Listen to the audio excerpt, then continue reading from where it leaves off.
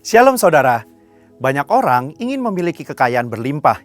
Namun pertanyaannya, setelah mendapatkan kekayaan, bagaimana menggunakan kekayaan tersebut?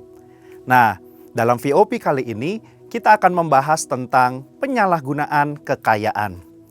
Mungkin kita pernah mendengar pertanyaan ini, salah atau dosa nggak sih mengumpulkan uang ataupun harta lalu menjadi kaya?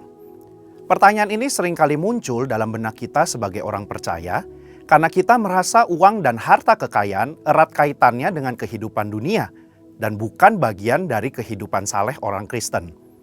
Tentu saja, pemikiran ini tidak benar sepenuhnya, karena Tuhan juga ingin agar setiap anaknya menikmati kehidupan yang baik, layak, dan diberkati selama di dunia ini. Namun, Dia ingin agar hati kita tidak melekat pada kekayaan itu, dan kita memperoleh serta mempergunakan kekayaan tersebut dengan cara yang benar. Sebagai contoh, setelah kita mendapatkan uang, maka uang tersebut dapat digunakan sebagai alat transaksi untuk memenuhi kebutuhan hidup kita sehari-hari, seperti makan, tempat tinggal, transportasi, dan juga membiayai uang sekolah atau kuliah. Bahkan kita juga bisa memakai uang dan harta kekayaan kita untuk menolong orang lain yang membutuhkan tentunya, dan memuliakan Tuhan. Di mana hari-hari ini pun kita diingatkan untuk memberi dalam kemurahan. Oleh karena itu, mengumpulkan harta tidaklah salah dan bukanlah dosa, selama hati kita tidak melekat pada kekayaan itu. Dan kekayaan itu diperoleh serta digunakan dengan tujuan yang benar, berguna, dan bertanggung jawab. Kita dapat melihat tokoh-tokoh Alkitab seperti Abraham, Ishak, Yakub, Yusuf dari Arimatea, dan Lydia pedagang kain ungu dari Tiatira juga adalah orang-orang yang diberkati dengan kekayaan. Artinya, Tuhan tidak melarang kita menjadi kaya.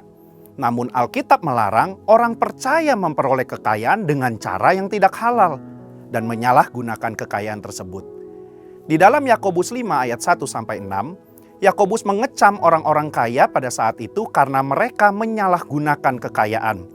Mereka bertindak sewenang-wenang terhadap orang-orang yang bekerja pada mereka dan hanya memperkaya diri tanpa mempedulikan kepentingan orang lain.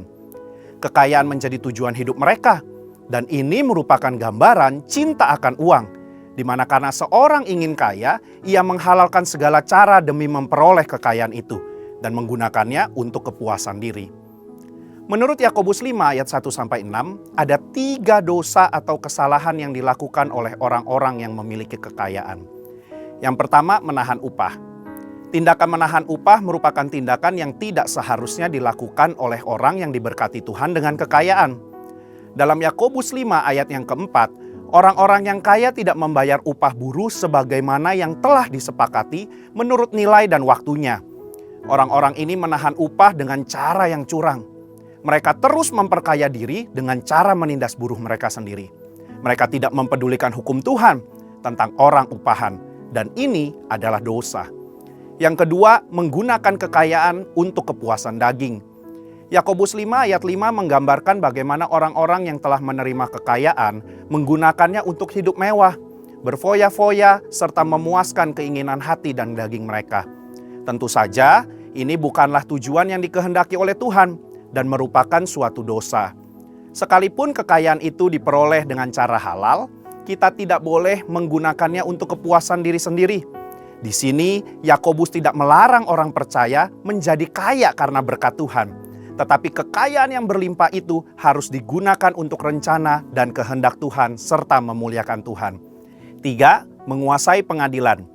Yakobus 5 ayat 6 memberikan gambaran bagaimana orang-orang yang dengan kekayaan mereka ikut mengadili, menghukum, dan bahkan membunuh orang benar yang tidak dapat melawan. Pengadilan pada masa Yakobus dikuasai oleh orang-orang yang dengan kekayaannya menyuap para hakim dalam memberi putusan. Para buruh yang benar tetapi miskin dikalahkan dengan putusan yang tidak adil dan mereka tidak dapat melawan kembali. Selanjutnya dalam Yakobus 5 ayat 1-3 terdapat konsekuensi bagi orang-orang yang mempergunakan kekayaan dengan cara yang tidak benar. Yang pertama, mereka mengalami kesengsaraan. Yang kedua, lenyapnya kekayaan mereka. Dan yang ketiga, rusaknya watak mereka sendiri. Sebagai kesimpulan, Tuhan tidak melarang kita menjadi kaya. Namun jangan sampai kita memperoleh kekayaan dengan cara yang salah, dan bahkan menyalahgunakan kekayaan tersebut.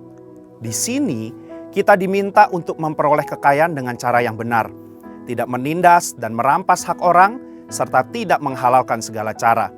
Setelah kita mendapatkan kekayaan tersebut, marilah kita pergunakan untuk memberi dengan murah hati kepada sesama dan memuliakan Tuhan, bukan untuk kepentingan diri sendiri. Biarlah kita menjadi orang-orang yang dipercayakan harta kekayaan dari Tuhan dengan tetap melakukan kehendak-Nya serta memuliakannya lewat kekayaan kita.